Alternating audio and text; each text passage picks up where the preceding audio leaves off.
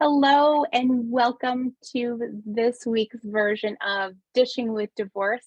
Today, I have the pleasure of having Ann Lynch with me, and Ann is a somatic empowerment coach and has been with Vesta for coming up on 2 years this May. I can't believe how quickly time flies. And thank you so much for being a guest. Thank you. Welcome. Thank you. Thank you for having me. I'm honored to be here. I can't Yeah, believe 2 years either. Time just goes by so fast, doesn't it? it does go by so fast.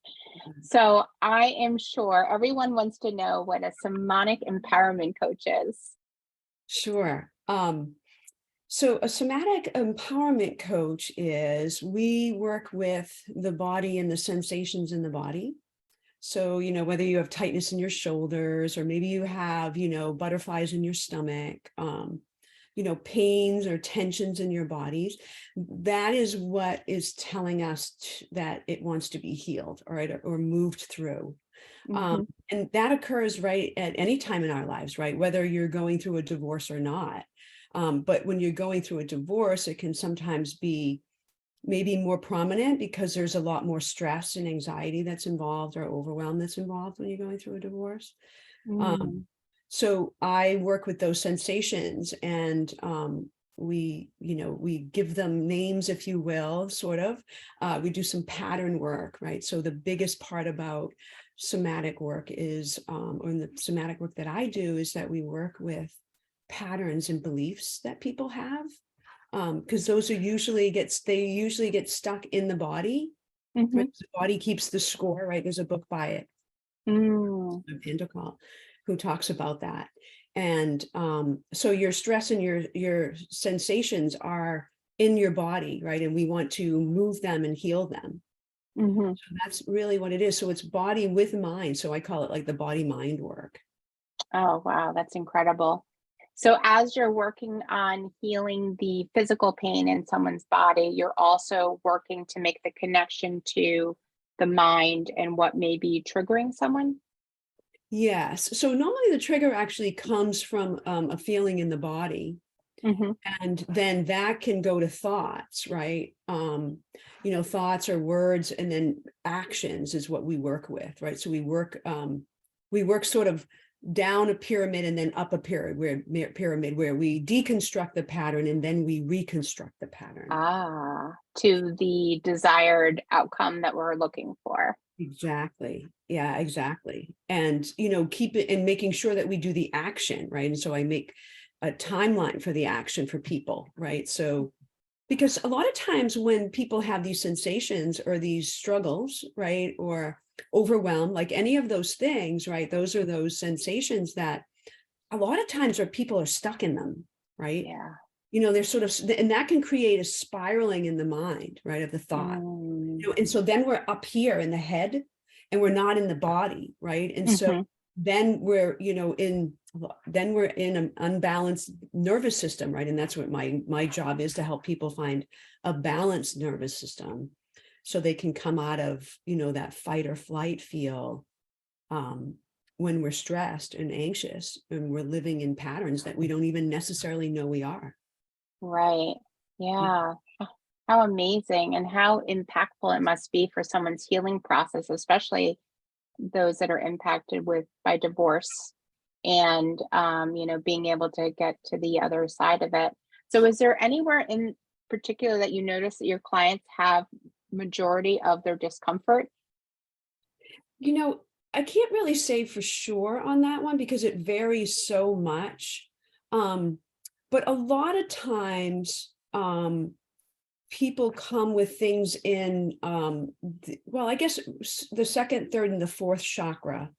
If you Hmm. look at it as our bodies, as what we call chakras, are different wheels, like energy wheels in the body, and Hmm. there's 7 of them. The root one is at the base of the spine, and then the seventh one is the crown or the head. So oftentimes I refer to them that way, but some people would just say, in their gut, right? That's the second one that we call Yeah. that hara, or the third one, which is the solar plexus. That's like a little bit above your belly button, but below your sternum bone. And Hmm. course, the heart is like right at the center of the body. Hmm. A lot of times they'll say, I've got this anxiety or anxious feeling in my chest. That could be Okay. one that people say. Or other times people will come and they'll refer to their gut, I feel it in my gut, I've got Yeah.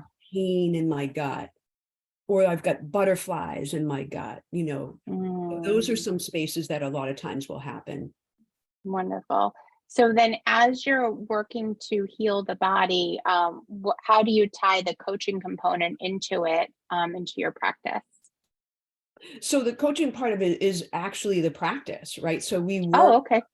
so we worked through these patterns, right, that are happening. So, somebody might come to me and they're like, I'm going through this divorce. I'm so stressed out. I can't get anything done. You know, I'm, Mm, I'm trying to, take over the budgeting and taking over, on being on their own, or maybe they're still together, but they're learning how to do it. And so they're stuck in their heads and they don't know how to get into their bodies. So I help to teach them to be able to ground into center, which brings us back into the body. And then hmm. from there, we start working the process of the tools of the somatic work, right? To work those through the pattern reconstruction, to take them out Hmm. of the limiting belief. Because a lot of times, right, we're just in stress, right? And this happens for Yeah. everyone, whether you're going through divorce or not, right? And, Right. people are always wondering, like, people think, well, what is stress? And I think there's like a lot of different perceptions or understandings about what stress really is. And Mm, stress is really the physiological result of a person's perceived inability to be able to cope with the tasks that they have to do. Right? interesting. I like that. It's really just the physiological perceived belief of that, right? Yeah. It's like, Yeah. I can't get that done. Mm, When you start thinking about your list, right? You've got this big list and you're like, whoa, how am I going to do that? yeah. And then all of a sudden we come out of the body and we get in the head and we're Yeah. like, I can't even do it. And sometimes we can't get done what we need to get done. And we're spiraling around in like not getting things done. Yeah. Yeah. So we have to So bring. it's really the connection of healing the mind and the body together to Mhm, get people to operate in balance. mhm. Yeah. Yes, but I would actually say it's more the body mind, because the body actually has a mind of its own too, right? We think Oh, okay. it's always the mind, Yep. right? But there's a body has a mind of its own too, right? Because if you think about it, I shouldn't say think, right? If I feel about it. If you feel into it, right? Yep. If you feel into, like, how do you feel right now, right? You know, Mm, and that's going to tell you something. You might say, well, I feel great. We're having a great conversation. Well, everything feels good, right? You don't feel stress. You don't feel anxiety or whatever, right? But if you're stressed and you're anxious, you're going to feel that somewhere, right? right. And that could be what's actually at play, right? So let's say I have um, an anxious feeling in my chest. Like, I feel Hmm. anxious at my chest. And so that's actually driving the show, Mm, right? That's what's driving the show, but I don't really know it because it's a subconscious patterning, ah, right? So okay. yeah, so let me talk about that a little bit, because that's like the biggest part about all of this. So we all have a subconscious patterning, right? It's actually, and was fascinating when I first learned this. So when we think about our subconscious patterning, it's like that, the driver of us, really, right? We're Hmm. basically driving the show, or running the show, right? So Hmm. if you want to kind of get an example of what that is, think about if you're going to go somewhere, drive somewhere, and it's somewhere that you've been before, that you go to a lot. Hmm. Right. So, say it's either the grocery store, or I was going to say, you go to work, but everybody kind of does different things with work sometimes now. So, something that you do though all the time. So maybe the grocery store, or a store that's familiar that you go to often. Hmm. So now, get yourself in your car, right? And then start to drive to that store, we'll say. All of a sudden, now you're at the store. And then if you think about how you got there, Mm, how did I come here? Oh, Mm. wait, how did I come? Wait, did I stop sign? Did I stop at the red light? Right? Because you just go in automatic pilot, Yeah. Yep. right? Yeah. We literally go in automatic pilot. So that's the subconscious mind. Now that's the same way, right? When way back in the caveman times, right? Where there was, they're out hunting and they're getting their food, and then there's a saber-toothed tiger. Oh, whoa, I'm out of here, right? So that's the fight or flight, right? That gives you Hmm. the awareness, because you got to save your life to get going. Right. Right. So again, that's your subconscious patterning too. So your subconscious patterning is always trying to protect you, Mm. always. Yeah. It's actually dropped into the body. Okay.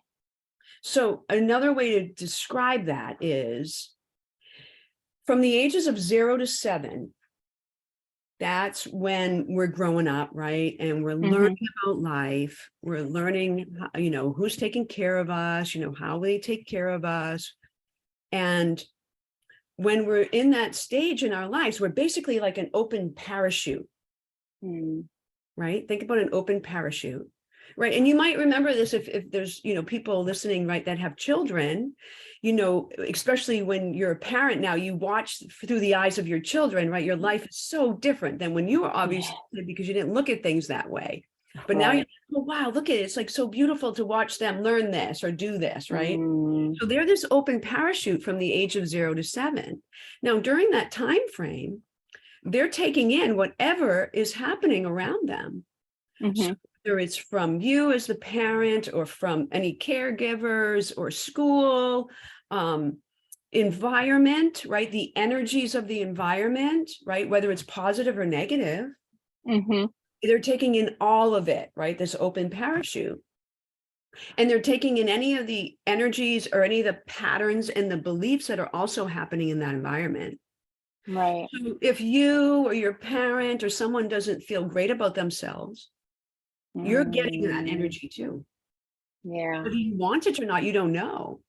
Right. But Yeah. and then you might have done something as a youngster, right? And you thought it was perfectly fine. But your parent might have been stressed out, and they may have kind of, reprimanded you, or maybe, disciplined you that was appropriate, but you didn't think it was Right. right at that age. And so now Mm. you have this confusing and conflict within yourself. I mean, that happens all the time, right? Mm. That happens Mm. all the time to anybody, right? So Yeah. these are things that are stuck inside our body, and there's a belief with it. So let's say that Mm. anxiousness at my heart is that I'm not good enough. And that's a stuck pattern that I have. Right. And if I don't move and change that pattern, it's always going to be at play. Mm. Right. So that's why I help people shift those patterns, because that's a subconscious pattern. That's not the truth. Yeah. I want them to live from their soul's purpose, right? Like why they were dropped into this earth. And I Yeah. do a lot of that work too through what I call my soul's agenda process, Oh. where we go through a process with the person, and they learn what their soul's purpose is, or soul's agenda. The person decides which they want to call it, a soul's agenda or a soul's purpose. And Mm. it's fascinating work. It's so exciting to have people learn it and then start to use it. Because once you learn what your soul's purpose is, your whole life starts to make sense. You're like, Uh, oh, yeah, that's right. I'm here to empower people. So my soul's purpose is to mm. empower, to be empowered, and to have inherent worthiness, and to share that with others. Wow. So when I live in my soul's purpose of empowerment and worthiness, and I bring that to the table to you, right, as my client, let's say, Hmm. I'm feeling fulfilled, Hmm. and I feel whole as a whole person, right?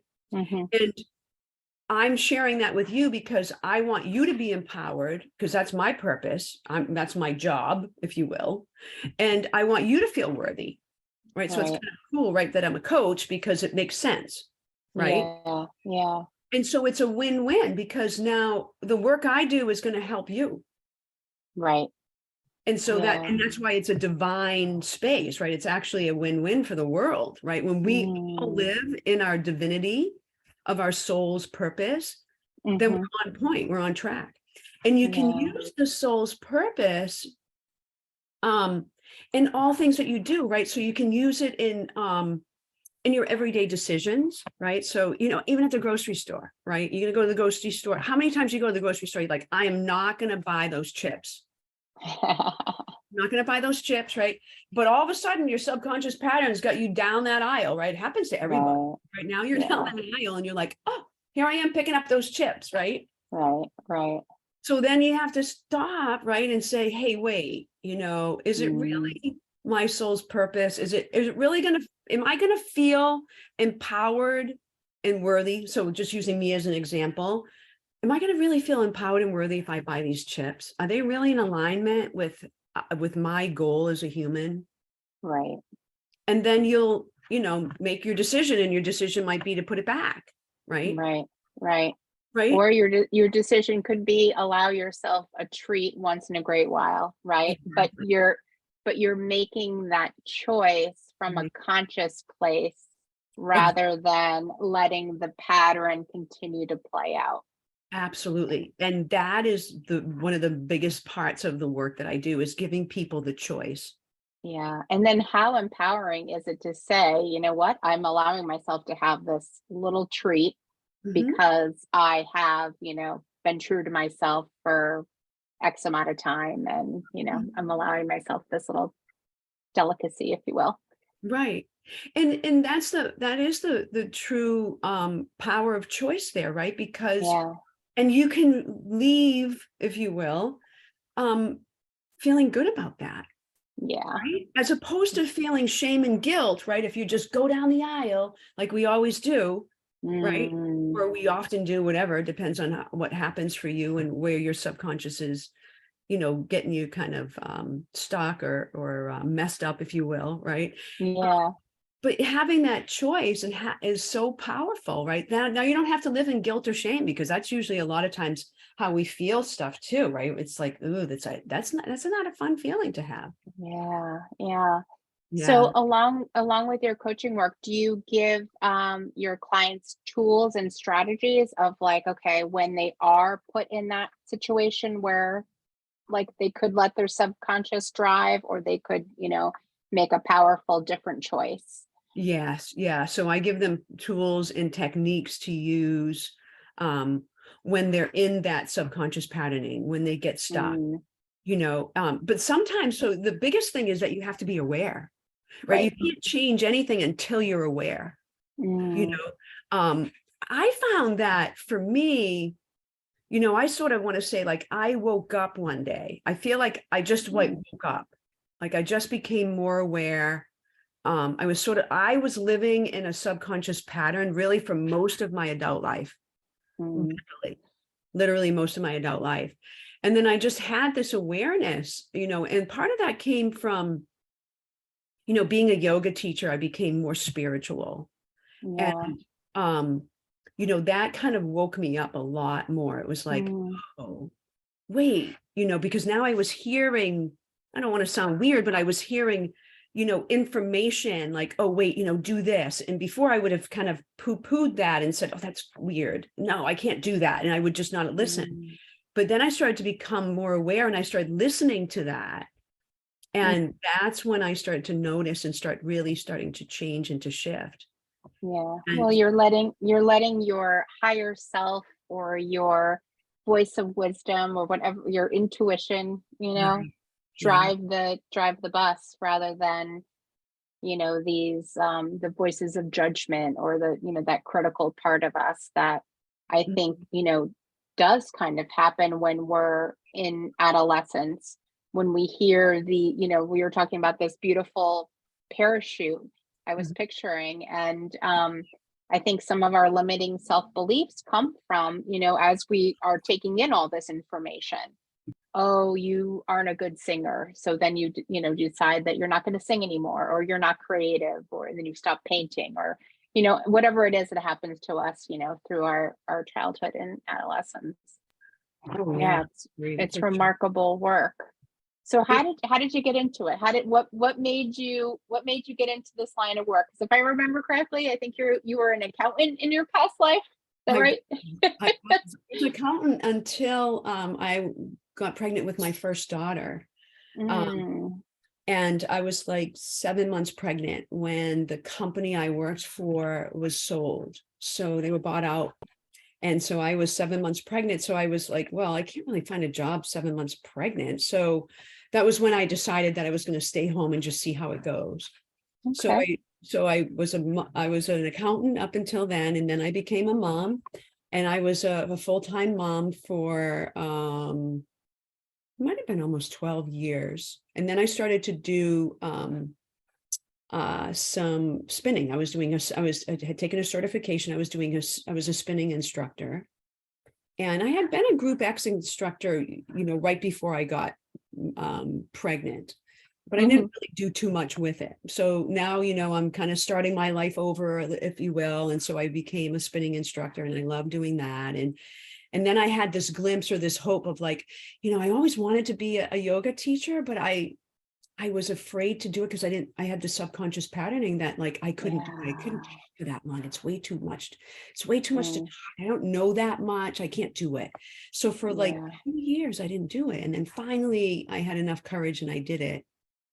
And that's when a lot of things started to really change for me, Mm, because I became more aware, like I was saying, and I started to really open up. And I like it to say, like, I came out of this box. I used to be in this box, and this is the way I sort of looked at life, and it was the only thing that I could see. yeah. And now, you know, I guess in some ways you could say it's almost like goggles. Like, when you put goggles on, you can't really see your peripheral. Yeah. So I Yeah. basically took off those goggles, and now I had this more, larger picture to look at and to, kind of tiptoe into. Right. I was a little afraid Hmm. to just go because, again, I still had those, you know, Yeah. even though I had it off, it was still on, right? In a way, Right. I was like Mm, learning how to navigate life differently now. mm, I did the yoga training. That really helped me a lot to open that up, and yeah. gave me the confidence to get, for sure. No, that's wonderful. Yeah. Well, I've had the pleasure of doing one of your or a couple of your Zoom classes where we get to incorporate breathing techniques with yoga, and it's almost kind of a little bit like there's some Tai Chi. It's the Anne Lynch Yeah. version of it. I love it. It Yeah. really helps like shake out that, like stuck energy, move it through my body so that, I can kind of like have more clarity, right, as I sit down to do my next task. Yeah. So you have your own divorce story. I If do. I, yeah, should we Yeah. go there? Should we go there, Anne? Yeah. I guess we can go there. So I actually learned about Vesta while I was going through my divorce. Yes, that's So back right. in 2017, I went to the first Metro West conference for women. And that, Oh, I didn't know that. yeah, it was That's really, wonderful. So that's where you met Deanna and Susan Trotter, and oh, that's such a oh, yeah. they were on a panel together there. There was like Mhm. four of them. Those are the two that I remember. Um, Mhm. and I was like, wow, and everything they were talking about, it was like me. And I was like, whoa, I got to figure out Yeah. who these people are and, connect with them. And that's when I Mm. became aware of Vester. And I started going to their free, because at the time, of course, it was way before COVID. So it was the free, Yeah, it was in you know, person. in-person webinars, or, events, Yeah. I think they called them, right? Events. Yep. And so I started going, but, I was really scared. I was in still my subconscious patterning. And I was definitely in, what I call fight or flight. Yeah. Um, because I was nervous. I was going through a divorce. My whole life was being changed up, and I didn't know whether I was coming or going. So Yeah. I started going to those events, which really helped a lot. They just give so much information. It's just amazing. Yeah. Yeah. So that's how I learned Wow. about it. And it helped me tremendously going through my divorce. Uh, Mm-hmm. and while I was going through that, I made the commitment to myself that I was going to help people Mm, that were going through divorce like this, because yeah. I didn't want them to experience a divorce or just life the way that I was, because Yeah. I wanted better for them. Yeah. Because it's hard when you're going through a divorce. And never mind Yeah. if you're, having struggles, that are deeper than, just the struggles of going through a divorce, whether it's, the person's not amicable, or, there's illness, or there's a parent that's because my dad passed when I was going through my divorce. So that added a Oh. whole layer of stuff. Mm, So there's a lot of, things that happen, right? There's a lot of things. yeah. And in my opinion, the court system is not that well designed, if you will. Yeah.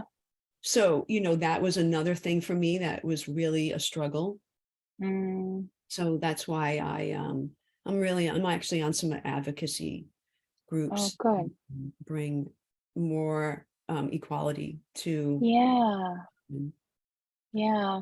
So, was there a moment while you were going through your divorce journey that you looked at, and I asked this question because it happened to me where, all these years of, being part of the organization and seeing the impact and the change that, you incredible professionals provide to our clientele, where I was like, gosh, is there something like this for me where I can be of service?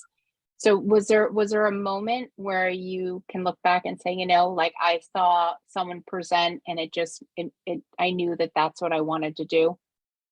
Well, for me, it was more of a process. And so for me, I when I got divorced, well, right before I divorced, I moved. So I Mhm. was going through so many changes. Mm. And I was also in my training for, or just finishing my training for somatic work. So I had so many things that I was doing that I couldn't really take on doing the Vesta yet.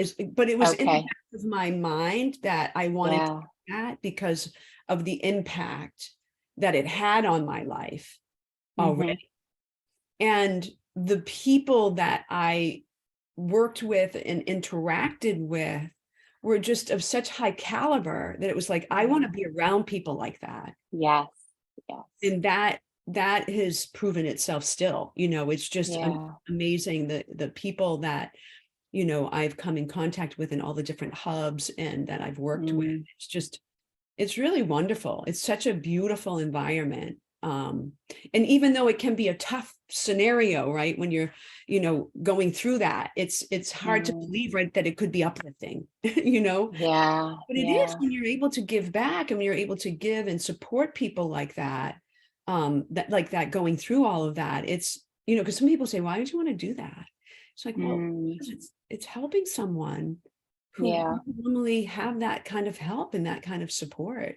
Right. Yeah. And I think that it's also being able to see, or bear witness to those breakthroughs, when you're working with a client and they're able to, maybe it's they are able to see their part in the divorce, breaking down, or not the divorce, the marriage breaking down, Right. or maybe it's a way that they, like, okay, you know what, maybe if I approach this situation different, or came to in communication with someone using different language, right? Like when you see that shift, it's so powerful, and just it feels like such a gift to be able to bear witness to that.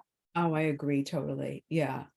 Yeah. It to see to that point, watching clients, that come in and they're scared and they don't know what to do Mm, next and they're stuck. right? And to Yeah. teach them the tools to help shift their energy. And, what you said is very valid, right? It's very important for people to take the responsibility. This is what I say about it. A marriage is 100% both people's responsibility. Hmm. So if something is not working, it's both people. Right. You're right. And regardless, because you play a role, right? If you look Right. at it like a movie, you play a role in the movie. And Right. Right. that role is not serving very well, right? For Mm. whatever reasons, right? Yeah. You know, Yeah. that's how it is, and it's important that we're aware of that. For a long time, even going through the divorce myself, I had moments where I wasn't really taking responsibility to the best that I could have been. It was Yeah. it's very easy at times for us to blame others, Yeah. you know.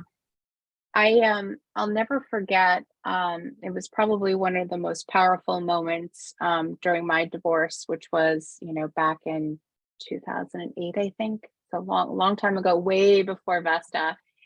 And I remember we had, just finished our going, our day in court, if you will, and we were sitting outside on the Boston Commons. And I said to him, and I'm going to cry saying this, I said to him, I said, I'm really sorry. And he said, I could have worked harder too. Oh, And it was just this like beautiful like beautiful. Yeah. end, Yeah. to, or maybe like a beautiful acknowledgement, right? That it wasn't just all my fault or all my doing, that he took part, like he took ownership in his part. And Yeah. I think that conversation has allowed us to so beautifully co-parent, Mm. all these years later, where Michael's about to graduate high school and go on to college, and it's just, Wow. and we did it through, like making the decision to co-parent, effectively co-parent. Wow, that's And wow. and that's my hope and my wish for people. And I know everyone's situation is different. And there's situations of very high conflict divorce or divorce with, violence, and, we're not talking about those types of situations, but um Wow, what a beautiful share. That is such a beautiful oh yeah, Well, yeah, you being vulnerable like that allowed him to be vulnerable. right, I would say, because I work with energy, right? It's like that energy that was what was present, right? It's like, yes, how can you deny that? I mean, even if you were angry, it would soften you somewhat, right? But in his yeah, case, he wasn't. So he was able to also be vulnerable, which is what a beautiful gift that was for both of you. yeah, yeah, It was a yeah, beautiful, it was, yeah, that's beautiful. yeah, And thank I'm you. glad that you were both able to do that for your son too, because that's huge. Yeah, I know. It's so difficult when there are children involved, and trying to make sense of it. And do you ever see children? Do you ever do coaching with kids, or is it primarily adults? Like if somebody who had a child that was energetically stuck, or I've done most of my work with the divorce scenario with adults, Mhm.